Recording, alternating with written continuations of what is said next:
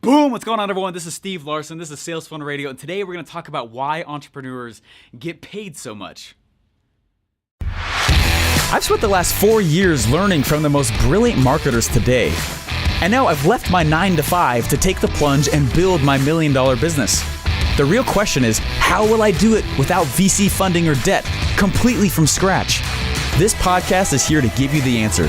Join me and follow along as I learn, apply, and share marketing strategies to grow my online business using only today's best internet sales funnels. My name is Steve Larsen, and welcome to Sales Funnel Radio.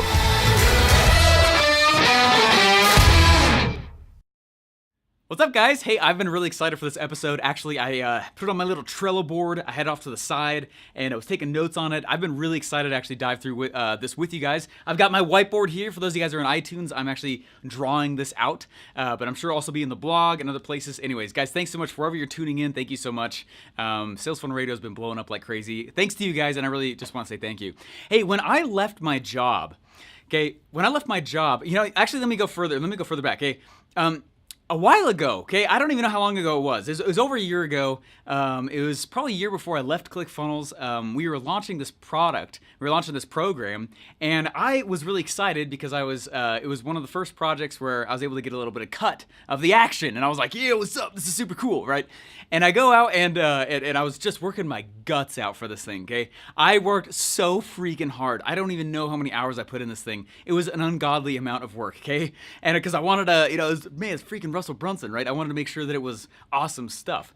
And I remember I go in and we killed it, and the sales were awesome, and my cut came to the bank account, and I was like, what?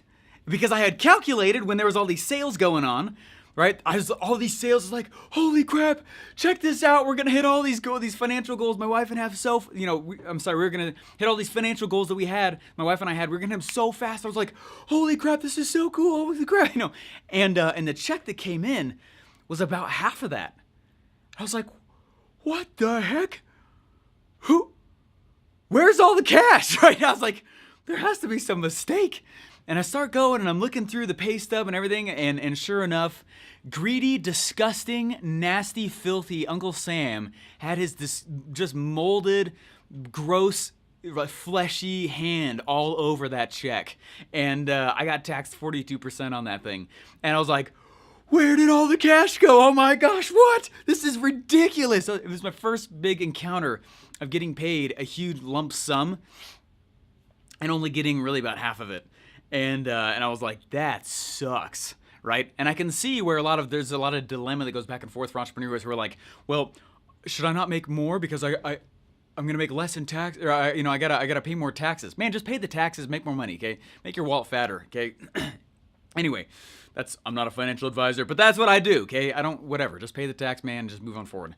And I was like, that's crazy. And what was really interesting to me is when I actually ended up leaving ClickFunnels. Now, here's the reason I tell you that story. When I ended up leaving ClickFunnels, cash started coming on in quite a bit right at the beginning, okay? Especially, it's like, bam, huge flood of cash because I had built up this big campaign, and the doors opened, whoosh, big old flood came in, and there was this big surge of cash, and we kept almost all of it. And I was like, why did that work that well that time, right? I'm a W-2 of my own business. That's how I set it up. I'm a W-2 employee. Anyway, so I'm an employee of my company. But so we were still paying ourselves. We paid ourselves a small amount. I didn't take a paycheck from my company for quite a while, right? Because I was just rolling cash on it. We were living on savings, and what was funny is we started paying ourselves, and it ended up being about the same tax rate as when I was working at ClickFunnels. But suddenly I could expense things like, the car. I could expense things like, so while we were still at the same tax rate, I could go in and I could grab. And this is not to be like a financial, strategy session. I would not say I'm a guru of that at all. Okay. I hire other people out for that. Okay. Okay. But that's what I started doing. I started expensing out all this other stuff. And now suddenly with the same amount of cash coming in, we were keeping more of it, right? We had greater amounts of discretionary income because the fact we were on a business, or we actually had an actual company. And I was like, that's really fascinating. Why is this working so well, right? And I went back and I started looking at it. And sure enough, there was all these other guys that kept telling me, they're like, man, if you are a W-2 employee, you are getting eaten alive with taxes. And I was like, well, what do you mean? No, that's probably not, whatever. That's probably not true. I had no idea until I actually jumped shipped how much the W-2 employee gets gouged. I mean, straight up murdered with taxes, okay? Holy crap, like, I could not, oh my gosh, it was nuts. It actually made me sick to my stomach to think about how much money I had given away to the tax man, which I legally did not need to do if I was simply a 1099, right? Or something else like that. So anyways, one of the first moves I ever made, and again, I'm not a tax person, I'm not your financial advisor. Disclaimer, everyone feel disclaimed? Nice, okay? All right, now that you're all disclaimed, I'm just gonna tell you what I did, right? I went in and I immediately took every exemption I could. From my own company, the full 9, if that's the full amount. Hopefully it is, because I took the full amount. Okay, and then I started figuring out what other ways we could put more expenses back on the business. Not that I'm going to live off the business solely. I would not do that. But anyway, what made sense, what was for business, what actually made sense to make the business run, we started doing that, right? And I was like, sweet, okay, this is super cool. And it was crazy to get paid the exact same amount, but we were keeping way more of it. And so my wife and I could go hit these other goals we wanted to. Like, all right, we got this much put in our, kind of like a little emergency fund we got, or this much, I call it the oh craps, like if a water heater goes out, which it did a little while ago, right? Oh crap, right? That comes from the oh craps. So we got an oh craps account, we got a rainy day account, and it was funny how fast we hit those, because we just, I paid myself the same amount as when I was at ClickFunnels, but I was keeping way more of it, right? So anyway, I just want to talk real quick about why entrepreneurs get paid so much more, okay? Now, again, those are some of the things that I do, right? And there's way more that I do with that as well. I don't want anyone to think I'm trying to become like a financial advisor. I am not that at all, and I will not ever try to be that. Right? I'm a marketer, but real quick, I just wanted to walk through and share with you guys why an entrepreneur gets paid so much, and why everyone should have their own LLC. Again, disclaimer, but it is ridiculous to me when someone doesn't, okay? It is insane. It is insane how much money you don't have to pay in taxes when you have revenue going to an LLC instead of you as a freaking W-2. Oh my gosh. Lost a lot of money. Okay, anyway, whatever, it's over. Still not totally over that emotionally. That was like crazy. Okay, now I was not. This is not just come straight from me. Someone taught this to me, whether it's a Russell or someone in Inner Circle, or anyway. I want to go through real quick, and I want to talk about, now if you are a W-2, I want to be able to share with you guys the best places, in my opinion, where to be in the company. Okay. Because the entrepreneur gets paid a lot of cash, right? And in fact, that's something that Russell would always tell me. Look, the business exists to serve people and to make the entrepreneur money, okay? Don't take money, right? Take money from it, right? That's why it exists. It's to create income. And don't be afraid to get paid by your business, okay? Anyway, so and again, not a financial advisor. I'm speaking in massive stereotypes, got it? But this is why an entrepreneur gets paid so much money, okay? When you think about an entrepreneur, they're here at the top. Just make sure you guys can see this. Yeah, okay, cool. They're here at the top. I always laugh when people are like, is this a pyramid scheme?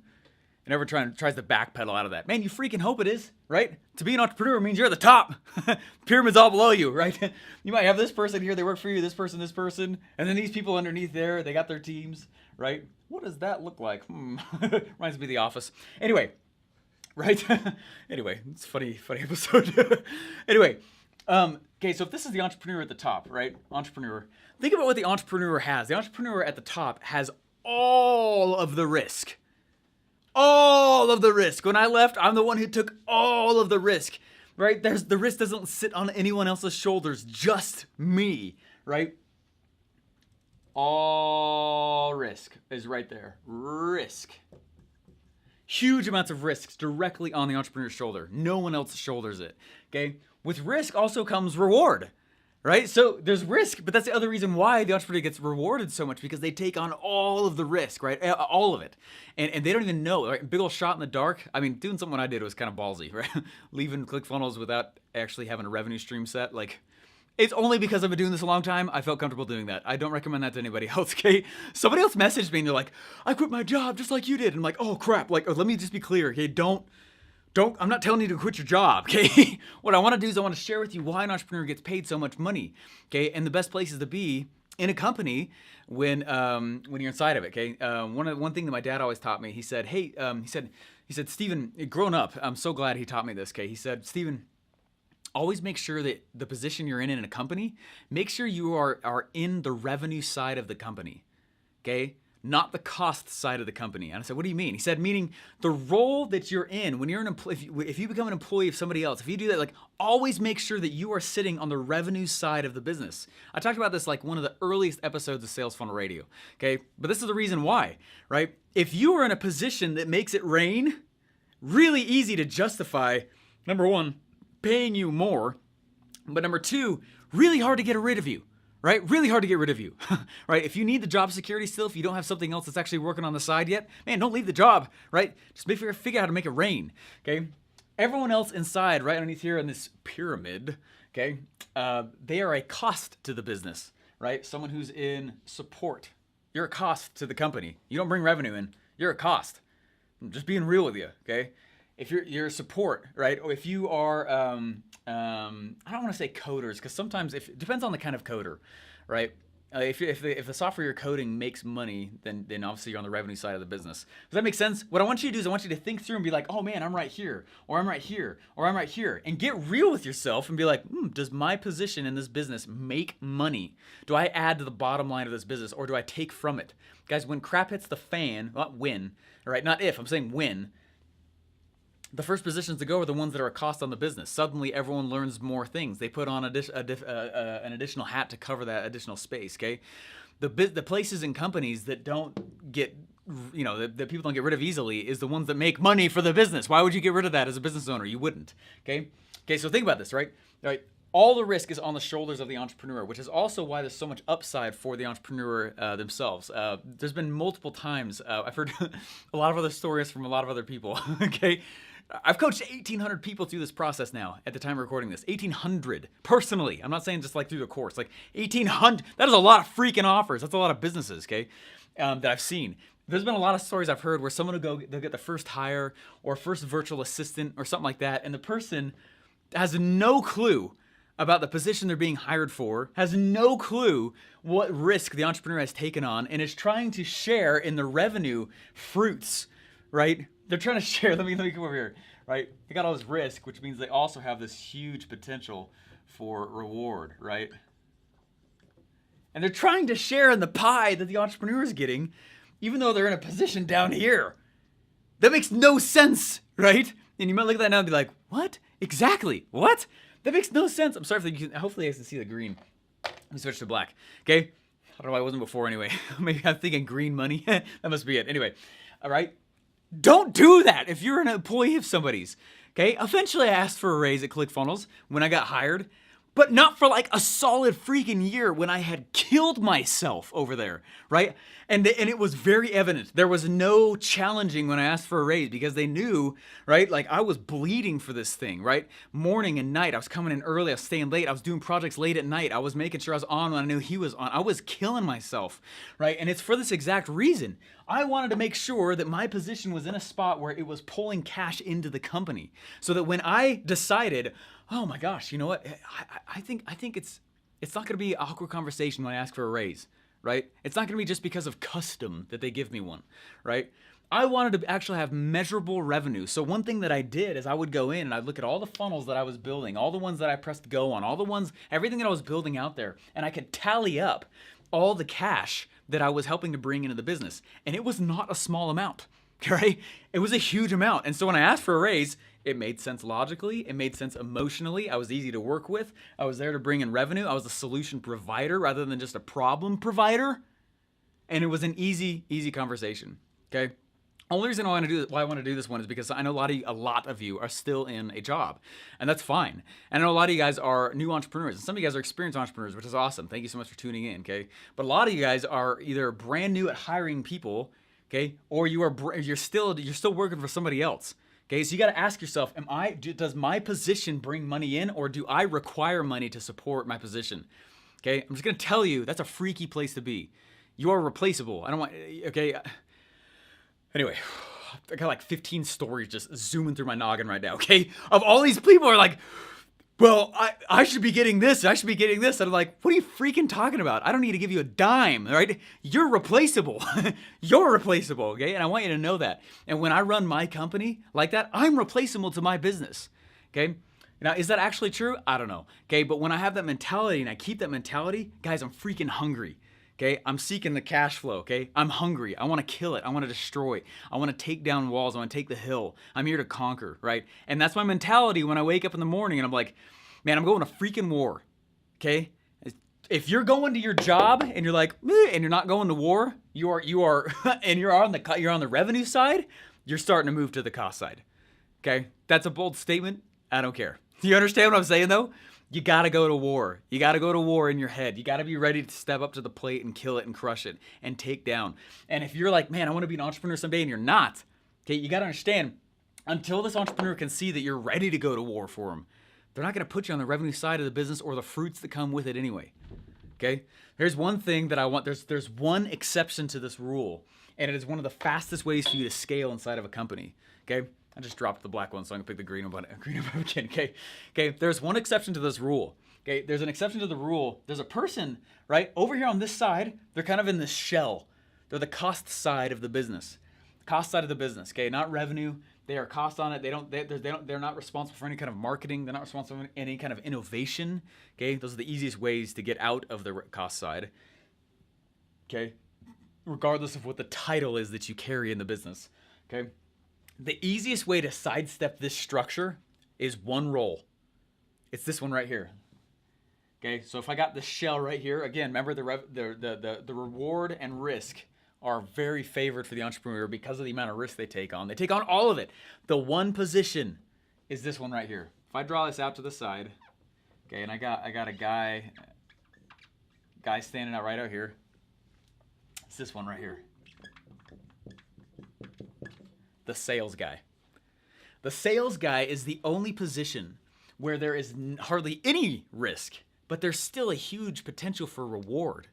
Okay? You feel like, oh, I'm not a sales guy. Freaking learn. Okay? That's not an excuse. Okay? It's not. You got to learn how to be a salesperson. You got to learn how to sales. You got to learn how to make it rain. And the people who know how to sell, they have hardly any risk, huge potential for reward. Okay, and so for those people, a lot of CEOs who were working in a company before they became the CEO, a lot of them were salespeople. You don't see the head of HR really becoming the guy who's the CEO in the future. Okay, not really. It's not really like a standard play.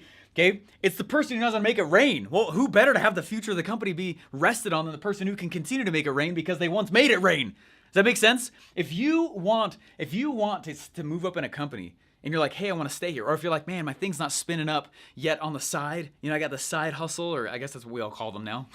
A side business, right? And you got the side business running. You got this thing going over on the side, and it's not quite spun up yet.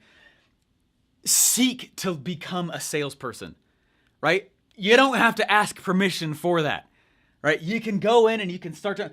An example, okay? There was, when I was an employee at ClickFunnels, and I was trying to demonstrate this very principle. This was an active conversation in my head. I'd never talked about it over there, okay? In fact, a lot of the employees that I know listen to this over there, or a lot of, Russell, what's up, okay?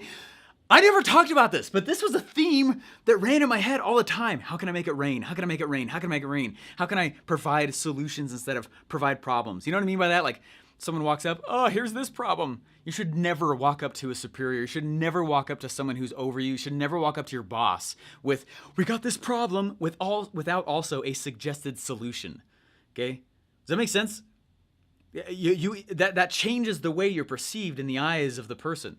Okay, so if you want to be the go-to person for the new and upcoming opportunity side of a company, you got to be a solutions provider. Number one, and then number two, start finding ways to sell. Right? And so you don't always have to ask for permission to do this though. So one of the ways that I did that at ClickFunnels is I actively sought out opportunities to sell ClickFunnels without being invited to do so. Okay? For example, there was a opportunity that came my way from one of my good friends, Ben Wilson. What's up? Shout out to you, buddy. He's got Conversion Marketing Radio. That's his podcast, everyone. Anyway, he's awesome. Good buddy of mine. He invited me. He had this really cool hookup with DECA. If you don't know what DECA is they help basically high school students figure out more what they want to go do, make money. Anyway, someone else could tell better than me than what they really do. But they're the group of kids though growing up. You can tell they're trying to go places. Okay. Anyway, the DECA national conference was going on, the regional conference. And I got invited to go speak because of the connections that Ben had. And so I was like, sweet, I'm going to sell ClickFunnels at that thing. And so I go and I start selling. I basically sold ClickFunnels from their stage in front of 2,000 kids, lots of advisors, lots of MBAs in the room, it's 2,000, right? It's awesome. 2,000 people came to that event. And why? Why did I do that? I could have sold my own thing, right? I was selling because I wanted to be a solution provider, right? I wanted to be the guy who was like, oh man, that dude hustles when I'm not asking him to, right? You guys understand? Like, I had this weird tradition at ClickFunnels. I know I'm talking about it a lot, but like you got to get over it, okay? Anyway, I'm trying to help you understand what my mentality was over there and why things went so well and why I was able to have such good relationships. Because I have mad and intense brotherly love for Russell Brunson, what he does over there, okay? But how did I politically navigate that area as well? Well, one of the ways I did it was I made sure, like I said, a solution provider. I made sure I'm selling it. I'm bringing actual revenue into the business. But I also wanted to make sure that they knew that I was serious about it when I didn't need to be asked to be serious about it. You know, I had this weird tradition over there that every time we would launch a funnel, I would go buy the product. I wanted to be one of the first people to buy the product of the funnel that I just helped launch. And they're like, you could just log in and make yourself an account. And I was like, yeah, I know. But, and that's when we were filming a lot of Funnel Hacker TV, and I think they're still doing it. I pulled the camera up. And I said, what's up, everyone? I just want you to know that I'm really into this thing. And why? It's because not only do I help make the Kool-Aid here at ClickFunnels, I drink it too, right? And I turned it down, and it became like a phrase over there. And it's true, right? One of the easiest ways for you to, man, if your boss is like some guru, or if they're not, be your boss's best student. That's what I've actively tried to be for Russell. I am one of his best students. I know that. He knows that. The community knows that. Right? I do what the man says, right? And because of that, that helps, right? That helps validate his principles. That helps validate the things right? That scratches his back. It's one of the easiest ways for me to do that. There's very little things I could go buy for him that he could not buy on his own, right? So instead, drink the Kool-Aid that your guru boss is also drinking and making. Help make it, drink it also, be a salesperson, and figure out how to be a solutions provider. That's basically the crux of the episode, guys. That's what I wanted to let you guys know, okay? Hopefully that makes sense, okay? And so when you're hiring, you do the same thing. Who can make it rain? Those are the positions you're trying to make fill before you ever go hire someone who's a cost on the business. Who can make it rain, right? In that fragile beginning phase of that business that's just barely spinning. It's like a little kid that can't survive on its own, right? You know what I mean? Like, it's a really fragile period of the company. It's why I didn't take a paycheck for a while, right? Is there enough cash in the business to operate? If something massive hit, if I didn't get paid for a year, would it be okay, right? Right? Those are all the questions I'm asking. If I didn't, right? But how do I make sure I stay hungry? I don't want too much cash in that business. I want to make sure I stay hungry, right? Which I have no problem doing. But anyway, so if you're hiring people, who makes it rain, right? I love what Dana Derrick says in his Dream 100 book. Your first hire should be an affiliate manager slash affiliate manager, okay? I'm sorry, a Dream 100 slash affiliate manager. So that was my first hire. Colton sitting right over there. Boom, right? He's the affiliate manager. He's the Dream 100 manager. If you want to promote our product, you contact him, right? And that's the reason why that was my first hire. I don't have a dedicated support person. We kind of tag team that, right? I don't have, right? And those are the things I'm getting next. But why on earth would I get those without other positions that also make it rain? Those are the only positions that matter. I can get rid of pretty much every single one of these positions. And I've been thinking about it a lot lately. I'm like, and someone's going to fight me on this. I'm sure someone's going to get mad about the fact that I'm saying this. But man, besides me, a sales guy, a support person, an assistant, it's kind of it. Like, these funnel games are so freaking cool because like the personnel, the actual business structure, when you got a funnel that works right, the actual business structure, man, you only really need like 3 to 5 people tops, depending what you're doing. You know, some of you guys have massive call centers. Okay, cool. I'm talking employees though. I'm going to go get an assistant soon. I'm going to get an actual dedicated support person soon, but man, we haven't needed that for a long time. Right? I'm more obsessed about building the revenue machine, the actual funnel machine, the sales, right? How does that happen? Sell, right? How do I make that happen? How do I be obsessed over that? I love something that Grant Cardone teaches. He says the order of operations that you have as a business owner is this, right? If I've got a lead, my first My first order of business is to close the lead. Okay? My first order of business is to close the lead. The issue with that is that when you close a lead, you no longer have a lead. So you got to refill that pipeline, right? So my first order of business is to close the lead. The second order of business is to replace that lead. Okay? Otherwise, the future of the business is gone. The third order of business after replace is fulfill on this first one. That might sound backwards to you, okay? But that's the reason why I set it up the way I do. I'm closing the leads, I'm making sure we got more of them, and then I'm fulfilling on the sale, okay? And that's the reason why I always sell something before it's even made. That's the reason I sell stuff before I always, you know what I mean? That's the reason why.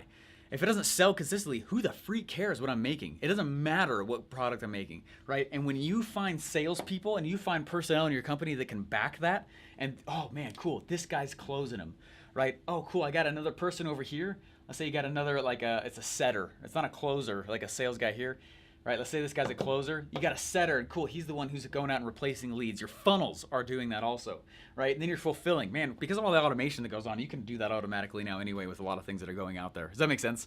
So anyway, that's what I'm trying to help you guys understand this. This whole game, the reason why it works well for the people who know how to freaking make it rain. If you are an employee, figure out how to be a solution provider. Drink the Kool-Aid. Don't just make it, right? And be all in. Then an entrepreneur is far more likely to give you a slice of this reward pie, right? Because you're helping to remove some of his risk. But until then, why on earth would he ever do that, right? Anyway, that's all I wanted to share with you guys today. This is a good episode. This is my favorite so far.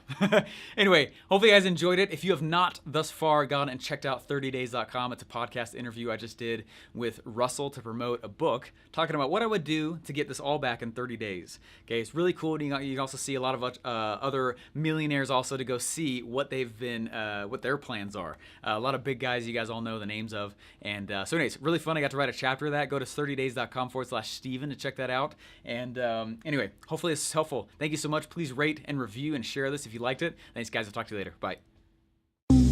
Oh yeah, wasn't that awesome? Hey, just real quick, a few months ago, Russell asked me to write a chapter for a secret project he was doing. And I had to write a chapter for a book, and this was the prompt. This was the letter I got from him. He said, "Hey Steven, let me ask you a quick question. You suddenly lose all your money, along with your name and your reputation, and only have your marketing know-how left. You have bills piled high and people harassing you for money over the phone. Plus, you have a guaranteed roof over your head, a phone line, an internet connection, and a ClickFunnels account for only 1 month. You no longer have your big guru name, your following, your JV partners. Other than your vast marketing experience, you're an unknown newbie. What would you do from day 1 to day 30 to save yourself? Russell Brunson." Hey, if you want to see my answer and a bunch of other marketers that also had answered that in this amazing book and summit, just go to 30days.com/Steven. Again, you can see the entire summit, you can see the book, you can see what we wrote in there, and each of our detailed plans. Just go to 30days.com/Steven. That's 30 as in 30, 30days.com/Steven, STEPHEN. Guys, enjoy.